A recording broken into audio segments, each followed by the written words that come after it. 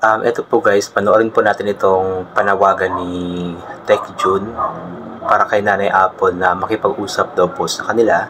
Kasi nga po walang ibang pwedeng kumausap sa kanila para maayos ang issue na ito, kundi siya lang kasi nga po siya po yung nanay ni Kuya Dave. So tara po, panoorin po natin, intindihin, tapos magbigay po tayo ng ating opinion. Gusto ko po yung isa po sa mga advice po ni Kuya Val about po dito po sa issue. Somehow, may idea naman tayo about that matter. Pero parang kumbaga mas na ano lang tayo katekram nung narinig natin kay Kuya Val about walang ibang personalidad na pwedeng makipag-usap para maayos to kundi si Nanay Apple at si Kuya. Kung gusto po itong maayos at gusto pong mapag-usapan ng maayos at matapos ng maayos is lumapit ho si Nanay Apple sa amin. Nakakalungkot kasi nung ni-reach out po natin si Nanay Apple, ayaw na daw po nilang, kumbaga, kasi ang plano nga di ba katekra pupunta sila. So ayaw na daw nilang pumunta. Ay mayroon pong contact ho kaya Nanay Apple, please i-convince nyo po siya na mapag-usapan po ito ng maayos. Siyempre marami pong, alam nyo na, nakikisaw-saw ho, no? Dito po sa ano po ni Kuya na kung sino-sino po mga tao. Pero, ayan, going back sa legality, Nanay Apple, please so, pag-usapan po ito ng maayos para ho, kung inisip nyo po yung kapakanan, both side, o inisip nyo po yung kapakanan ng anak po ninyo, ay ayan. Sana si Nanay Apple ay hindi siya basta-basta magdedesisyon base lang sa mandok nung kabilang ano. Kasi alam naman po natin yung motibo nung kabila na talagang hilahin po talaga si Kuya sa family. Ayun. So yun nga po yung panawagan nga po ni Tech June para kay Nanay Apple na makipag-usap nga po sa kanila. Napanood daw po kasi ni Tech June yung live ni Kuya Val Santos Matubang at isa po yun sa advice ni Kuya Val na walang ibang mga personalidad na pwedeng mag-usap-usap about sa issue na ito para matapos ito kundi si of course ang Tekram family, especially si Tatay Ram, tapos si Nanay Apple at si Kuya Dave. So sila lamang po yung pwedeng mag-usap-usap para sa issue na ito at wala na pong iba.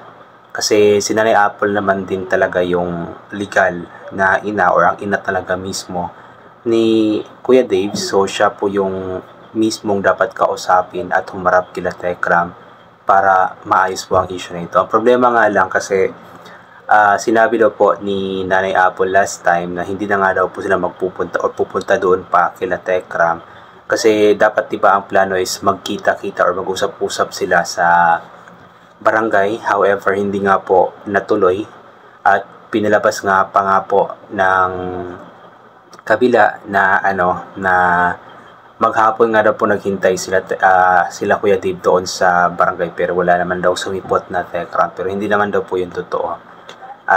Fake news po yun kasi mismo sila Tekram ay nagpunta doon sa barangay at wala daw pong pumunta doon. So, yun nga ang mahirap ngayon kasi paano nga po makakausap nila Tekram si Nanay Apple kung nakapag-decide na nga po ito na hindi na pupunta pa sa kanila. Kaya nakikiusap or nananawagan si Tech June na kung sino man po yung may contact kay Nanay Apple or kung sino man yung malapit kay Nanay Apple na i-convince po si Nanay Apple na makipag-usap or humarap nga po kila Tekram. Nang sa ganun is maayos na nga po ang issue na ito kasi nakaka-stress na din po yung issue na ito. Hindi lang nakaka-stress para kay Tekram, kila Dave, maging sa ating mga viewers nakaka-stress na din kasi sobra isang linggo na din itong issue na ito at hindi pa rin matapos-tapos. So mas maganda yung may closure na ito para makapag-move on na at makagawa na ng mga bagay na productive kasi kung palaging ganito din naman yung issue ay talagang palagi tayong masasaktan, palaging magiging mabigat ang loob natin at ang kawawa dito yung bata nga po, si Kuya Dave kasi siya po yung pinag-iinitan, kumbaga nababash kasi siya ng nababash pinag-iinitan siya ng pinag-iinitan ng mga tao, especially yung mga sobrang nagmahal kay Dave dati. So sana matapos na ito, sana may closure na para maging maayos na lahat, makapag-move on na at happy na lamang, especially na nalalapit na nga po yung birthday ni Dave. So sana ibigay na lamang ito sa atin or sa kanila na maging maayos na nga po, para maging masaya na din po yung bata. Kung hindi na talaga babalik, wala nang magagawa kasi yun ang desisyon ng bata. Pero kung babalik pa man or kung ano man ang plano, sana mag-usap-usap, especially pagdating sa pera ng bata, sa mga gamit ng bata.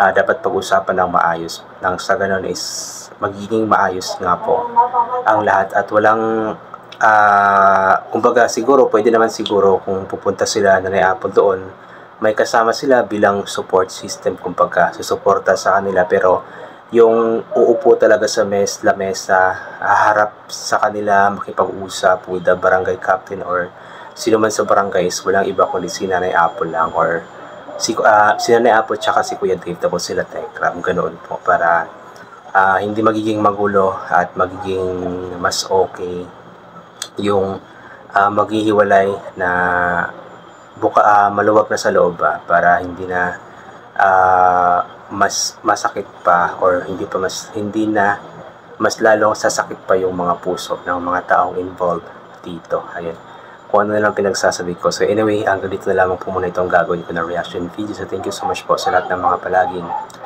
bumabalik sa aking YouTube channel. So inuulit ko nga po palagi na ulit po natin madasal. Magpasalamat sa lahat ng mga bagay natin natatanggap, kahit na di po natin ito hinihingi, kasi nga po lahat ng mga bagay na meron tayo ay kaloob sa atin ng ating Panginoon, at wala ang mga bagay na ito kung hindi dahil sa kanya. Then always spring pa yung kapote, sombrero, or anything na pwede maging protection sa katawan kapag lalabas po tayo, nang sa ganun kapag mainit na hindi po tayo mainitan, or kapag biglang umulan na hindi po tayo mababasa ng ulan. Then always take vitamin C para mabuhos ang ating immune system at hindi po tayo matatamaan agad-agad ng kung ano-ano mga sakit-sakit, especially sa panahon ngayon na paiba-iba nga po yung napakainit, tapos bila-bila na lamang po umuulan. So once again, inuulit ko, hanggang dito na lamang po muna ito.